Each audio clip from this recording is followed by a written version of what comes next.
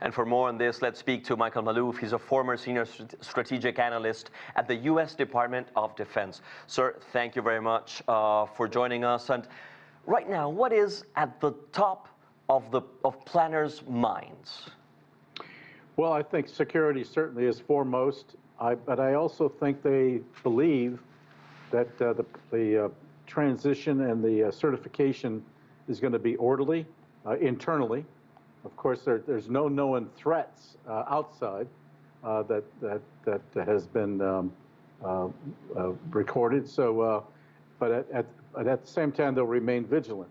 But inside, I think it'll be an orderly process. I don't think you'll have too many challenges as it was 4 years ago on the certification, simply because Donald Trump this time was handed a substantial mandate from the not only in the Electoral College but also in the popular vote.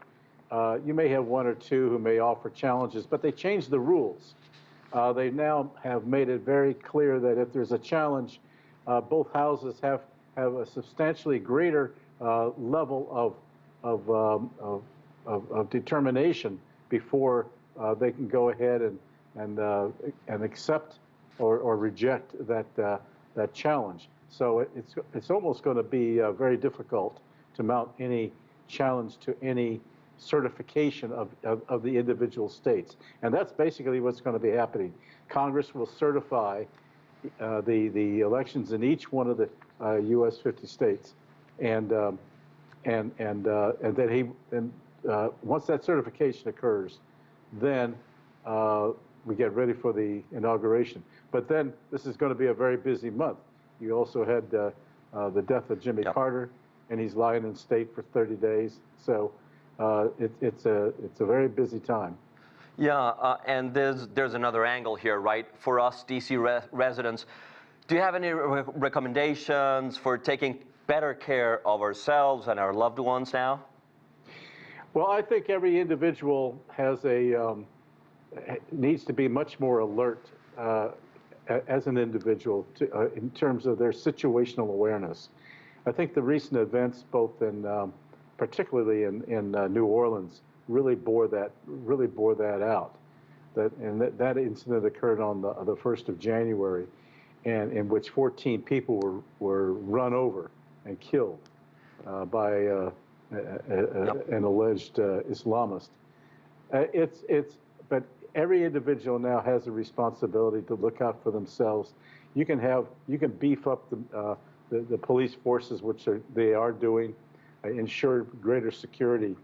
But there has to be, the individual needs to be much more aware of what's going on around them and take precautions and know and anticipate issues. I see.